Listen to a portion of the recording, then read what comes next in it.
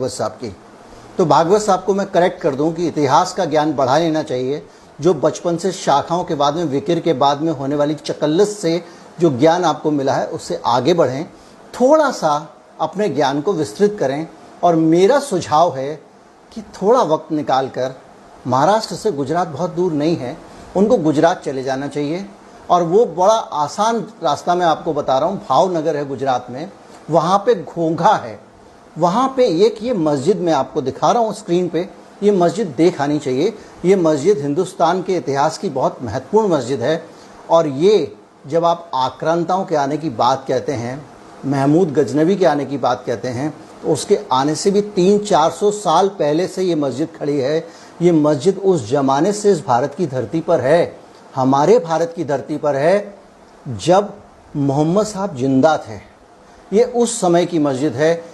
आपको अगर 7वीं शताब्दी के शुरू में ये बनी थी, इस दुनिया की उन गिनी चुनी मस्जिदों में से एक है जिसका रुख यरूशलेम की तरफ है। ये काबा की तरफ देख के नहीं बनाई गई है। यहाँ अगर नमाज पढ़ेगा आदमी तो उसका रुख यरूशलेम की तरफ होगा, क्योंकि उस दौर पे जो नमाज पढ़ी जाती थी उसमें काबा की तरफ रुख नहीं होता था, बैतुल मुकद्दस रुख इसको कहा जाता है। और वो जाके फ़िलिस्तीन के अंदर एक जगह पे ये रुख होता था और वहाँ पे यरूशलेम में ये रुख करके पढ़ी जाती थी। यानी मोहम्मद साहब के ज़माने में जब काबा में नमाज पढ़ी जाती थी, उससे भी पहले मोहम्मद साहब जब मौजूद थे, भारत में गुजरात में ये मस्जिद मौजूद थी।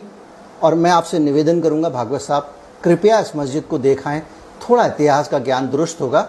आप बहुत कार्बन डेटिंग कराते हैं, इसकी भी करा लें, उससे और भी ज्ञान दुरुस्त होगा। और भगवान के लिए इस मस्जिद की आप हालत देखिए, दशा देखिए। ये भारत के इतिहास की धरोहर है। दुनिया में इस्लाम बाहर, अरब देशों से बाहर अगर कहीं पे आया तो भारत में सबसे पहले आया था। और जो शुरू में मस्जिदें बनी थी उन्हीं में से एक ये है। तो ये बड़ी निशानी है। मैं आपको गुजरात में ही नहीं रोकूंगा क्योंकि वीडियो लंबा हो जाएगा, मैं और आगे लेके चलता हूँ। चलिए भागवत साहब, केरल चलते हैं। केरल में मैं आपको लेके चलता हूँ उसी दौर, उसी 7वीं शताब्दी में आपको एक और मस्जिद मिलेगी जिसको कहते हैं प्राचीन मस्जिद है, और इसका नाम है, केरल के कोंडगलूर तालुका है, कोंडगलूर तालुका, वहाँ के मेथला गांव में ये मस्जिद आज भी है। इसका नाम है चेरामन जुमा मस्जिद। इस मस्जिद को बड़ी अच्छे से वहाँ मेंटेन किया गया है, लोगों ने इसका ख्याल रखा है। ये गुजरात में नहीं है, गुजरात में मेंटेन नहीं हो रही है, केरल में हो रही है। ये मस्जिद भी उससे भी पुरानी है, उसी दौर की मस्जिद है। और इस मस्जिद को 629 सन 629 में, आज सन 2100 है, इसे 629 में इसको बनाया गया था। और ये उससे 300-400 साल पहले बनी थी। ये दोनों मस्जिदें, एक और मैं आगे बताऊंगा, ये वही 5-7-10 साल के अंतर में बनी है। और इन सभी मस्जिद को बनाने वाले लोग आक्रांता नहीं थे। इसको बनाने वाले अरब के बहुत सारे व्यापारी थे जो उन दिनों आया करते थे। वो गुजरात में आए, गुजरात में उनके साथ में बहुत सारे लोग आए, उन्होंने धर्म का प्रचार किया, मस्जिदें बनी। वो केरल में आए, वहाँ पे मस्जिद बनी। केरल में तो वहाँ के एक राजा को लेकर बहुत सारी किंवदंतियाँ हैं जिनका मैं जिक्र करना नहीं चाहूँगा, क्योंकि किंवदंतियाँ इतिहास नहीं होती हैं, वो आपके पास में किंवदंतियाँ हैं, उनको आप इतिहास बनाइए। मुरब्बा डालिए, मुरब्बा मुगलों के साथ आया था, वैसे भाई बता दूँ। अचार डालिए, अचार भी मुगलों के साथ आया था। पजामे में गठान बांध लीजिए बोलूँगा तो वो भी नहीं बोल सकता, क्योंकि वो वहीं से आया था। ये देश सांस्कृतिक समृद्धि से बढ़ा हुआ देश है, और उसमें पूरी दुनिया की जो श्रेष्ठ जितनी भी संस्कृतियां हैं उनका निचोड़ यहाँ पे है। डेफिनेटली हिंदू संस्कृति बहुत विराट है। डेफिनेटली हमारा साइंस का इतिहास निश्चित ही बहुत पुराना है, बेहतरीन है, शानदार है। हमारे यहाँ एक से एक अच्छे वैज्ञानिक हुए हैं, सुश्रुत हुए हैं, चरक हुए हैं। पूरी तरह से पूरी दुनिया में हम लीडर थे। लेकिन अब हमारे यहाँ उस पद्धति से इसलिए सर्जरी नहीं होती क्योंकि हम लोगों की पूरी ऊर्जा प्रतिक्रिया में खर्च हो रही है, उनके साथ उसके काम को आगे बढ़ाने में खर्च नहीं हो रही है। ये मस्जिद जो है उस वक़्त इसलिए भी इम्पोर्टेंट है कि उस वक़्त वहाँ से। क्या आप जानते हैं ताजदारे हरम वो निगाहे करम किसने लिखी है? आपने ये कव्वाली सुनी तो जरूर होगी, लेकिन आपको ये नहीं पता होगा कि ये कव्वाली, ये नात शरीफ लिखी किसने है। बड़े बड़े बॉलीवुड सिंगर्स, बड़े बड़े कव्वालों ने इसको गाया तो है, लेकिन किसी ने ये नहीं बताया कि ये लिखी हुई किसकी है।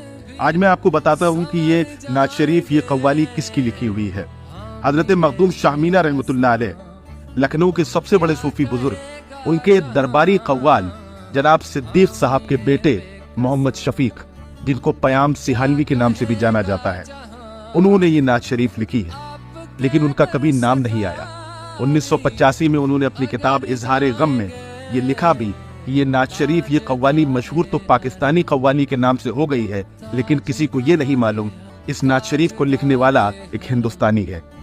आज भी पयाम सिहालवी साहब के बेटे हजरत मखदूम शाह मीना रहमतुल्लाह अलैह की दरगाह पर अकेले बैठे गाया करते हैं।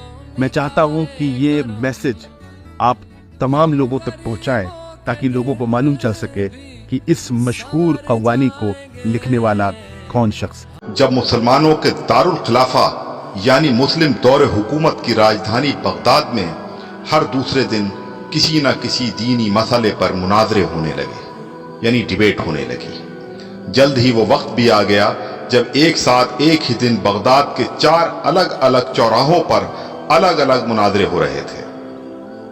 पहला मुनाजरा इस बात पर था कि एक वक्त में सुई की नोक पर कितने फरिश्ते बैठ सकते हैं। दूसरा मुनाजरा इस अहम मौजू पर था कि कौवा हलाल है या हराम है।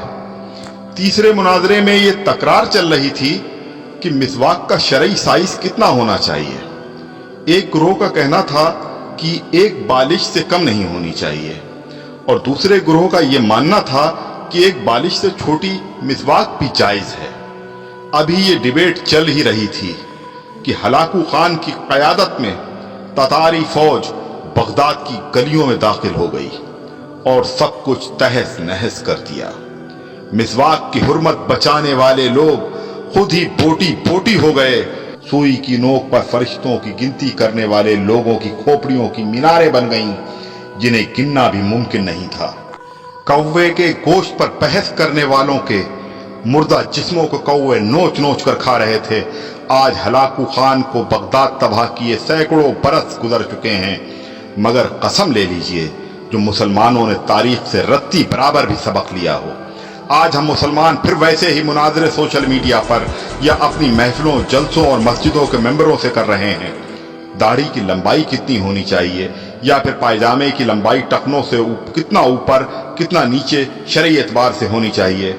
फिरके और मसलक के हमारे झंडा बरदार सिर्फ और सिर्फ अपने अपने फिरकों को जन्नत में ले जाने के दावे कर रहे हैं, और दौरे हाजिर का हलाकू खान एक एक करके मुस्लिम मुल्कों को नेस्तनाबूद करता हुआ आगे बढ़ रहा है। अफगानिस्तान, लीबिया, इराक के बाद सीरियाई बच्चों की कटी फटी लाशों की गिनती करने वाला कोई नहीं है। बेगुनाहों की खोपड़ियों के मीनार फिर बनाए जा रहे हैं। आदम की नस्ल के नौजवानों, बूढ़े बुजुर्गों की लाशों को कौवे नोच नोच कर खा रहे हैं, और हवा की बेटियां अपनी अस्मत बचाने के लिए उम्मत की चादर का कोना तलाश कर रही हैं। जी हां, और हम खामोशी से अपनी बारी आने का इंतजार कर रहे हैं। ये इंसानी फितरत अजब है खुदाया, कि जो दौर गुजरा वही दिल को भाया। जवानी में स्कूल, दफ्तर में कॉलेज, ज़ईफ़ी में दफ्तर बड़ा याद आया। मिजाजे बशर में तगय्युर समाया, कभी आदमी मुतमईन हो न पाया। कहीं शाम गुजरी, कहीं रात काटी, सफर दर सफर जिंदगी को बिताया। ये जीवन है सांसों की एक रेल गाड़ी, ये दुनिया है चलते मुसाफिर का साया। जहां थक गए शाम की चाय पी ली, सराय में सोए तो होटल में खाया। ये गंदुम की रोटी के चंद एक लुक़मे, इन्हीं के लिए आदमी ने कमाया। ये मसरूफ शहरों की मशगूल दुनिया, यहां कस्बे दौलत ने सबको थकाया।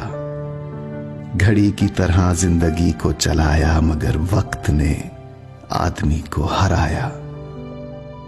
भले हैं बहुत गांव के कच्चे रस्ते, वो गेहूं के खेत और दरख्तों का साया, वो लस्सी, वो सरसों का साग, उस पे मक्खन। धुले हाथ नहरों से खेतों में खाया। ये शहरों की दुनिया अजब है खुदाया, रहा साथ पर आदमी मिल ना पाया। समझने समझने में जीवन बिताया, कोई भी किसी की समझ में ना आया। मयस्सर से दिल मुतमईन हो न पाया, अदम दस्तयाबी का ही राग गाया। मिला सबको वो जो नहीं चाहिए था, यहां हस्बे मंशा किसी ने न पाया। ये दुनिया है वहशी दरिंदों का जंगल, उसूलों से इंसान ने इसको सजाया। मगर रस्म आलम है कानून ताकत, तवाना ने लागर पे सिक्का जमाया।